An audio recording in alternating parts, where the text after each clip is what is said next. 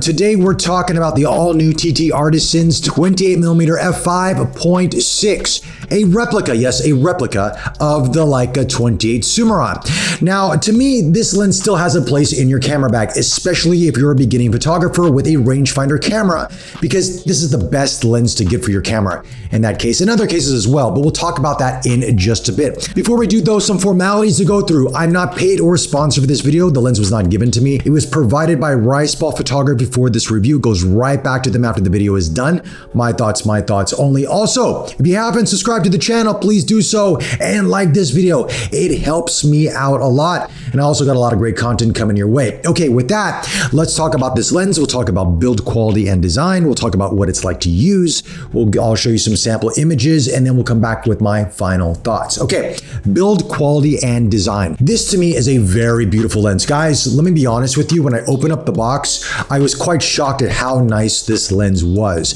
It reminds me of the Light Lens Lab 35 f2, that kind of build quality. It's brass. The entire lens is brass. The hood is brass. The way that it's packaged comes in this nice sort of box that you open up. Got this satin kind of pillowcase inside of it where it's got little slots for the lens and for the hood and a little screwdriver, little name plaque. It just screams quality. And you kind of know that TTArtisans knew they were onto something special with this lens, hence why they put a little extra effort into it. But it's a really nice lens when you look at it. Even the feel of it, the aperture ring, it clicks really nicely. The focus tab feels very smooth.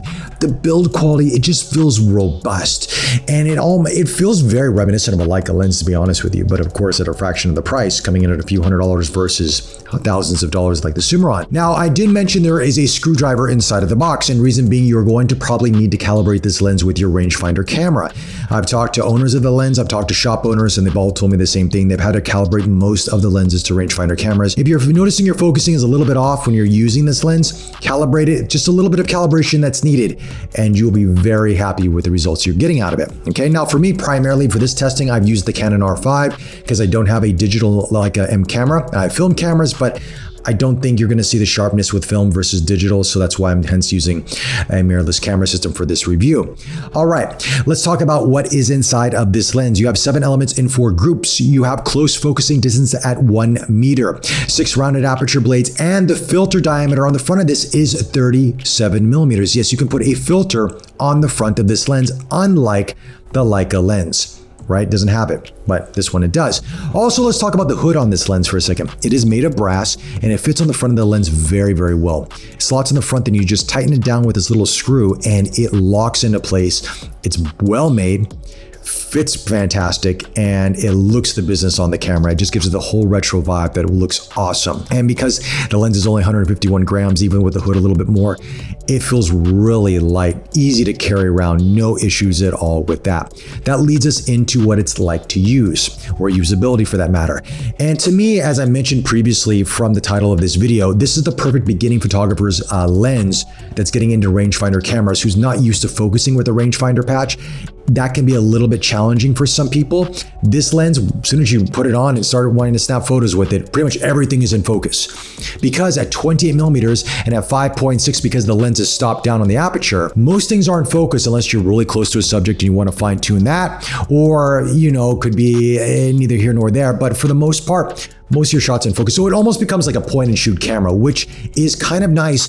And it brings you into the rangefinder format a little bit easier than, let's say, using a 50-1.4, 35-1.4, or an f2 for that matter, where you really have to learn how to focus to nail your focus with a rangefinder patch. This sort of eases you into that. And then once you get used to it, then you can go to those faster lenses and you'll be like, okay, I get it. I understand this. And also too, if you're not too sure you want to get into a rangefinder camera system and you don't want to spend thousands of dollars trying a lens and a body out, this is a couple $100 USD. Singapore's around 400. You buy this lens, if it doesn't work out, you could trade it or sell it and still make most of your money back out of it, versus spending thousands on a lens and going, oh great, what do I do with this now? You can sell it, of course, but it does take some time. So, there's a lot of pros to this lens versus cons, which leads us into optical quality on this lens, because people are going to think, well, how good are the optics, right? It's a few $100s. Is it going to be as good as the Summaron? And not quite. The Summaron is going to be a sharper lens, more refined, but this lens does perform relatively well. I was pleasantly surprised, and I was using it on a 45 megapixel camera, the Canon R5. And for the most most part, my shots were pretty sharp. Again, I'm using focus peaking, and it gets a little bit tricky with focus peaking because you're going to have to magnify in, because everything is in focus based on focus peaking. It all is, right? So you really have to sort of magnify and just kind of fine tune it a little bit. But I found the shots that I got out of it were good. 45 megapixels may be stretching the resolving power of this lens slightly. I feel 24 to 30 is the sweet spot for this lens, in my personal opinion again, but to each their own. But I did find I was happy with it, and if I didn't ever needed to sharpen up an image a little bit more, I could use topaz sharpening or any sort of sharpening software that you may have.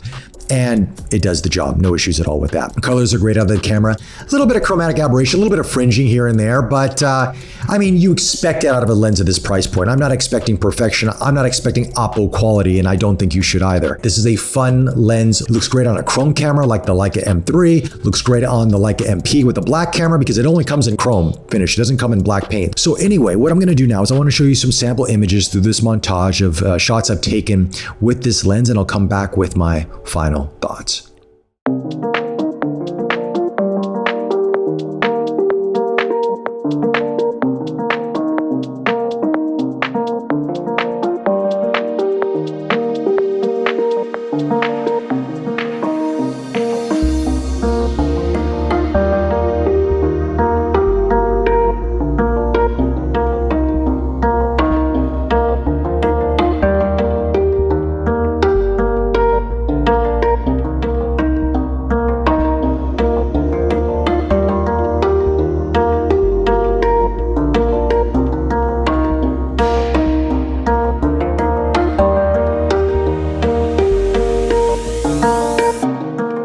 So as you guys can see, the images are pretty good, right? And I'm not a big 28mm fan, so this is not a lens focal length wise that inspires me to shoot a lot, but it does the job and it works relatively well. And at 5.6, as I mentioned, very easy to shoot. I tried it in low light. Yes, some noise is going to creep in. I'll have to use some software to fix some of that, but again, it will do the job depending on your camera.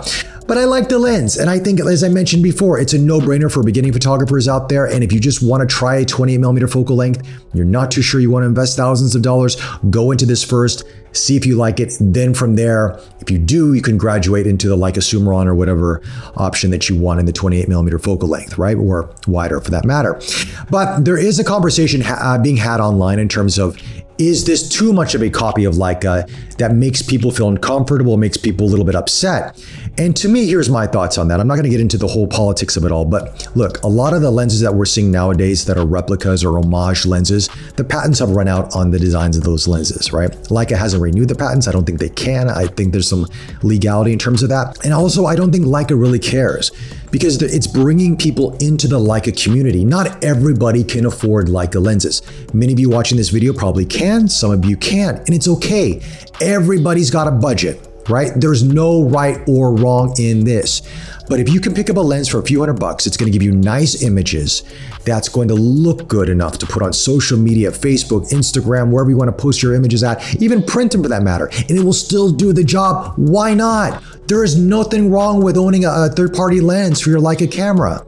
And also too, it allows you to experiment with different focal ranges before investing thousands of dollars. So for those of you out there who are getting a little upset at this, look, my personal opinion, relax. It brings more people into the Leica community, and that's what Leica needs to grow as a company. And if it helps them out and helps people learn about the lenses, learn about the cameras, that just helps all of us out in the long run. So anyway, those are my thoughts on the TTArtisan's 28mm 5.6. Let me know your thoughts in the comments section below. Do you agree with me? Do you think this is the perfect beginning photographer's lens for a rangefinder camera? Or is there something else out there that you would recommend over this? And also, what do you think about this being a replica to the 28 Summaron? I would love to hear from you guys. With that, subscribe to the channel if you haven't done so already, like this video, and I will chat to you very soon. Stay safe and take care.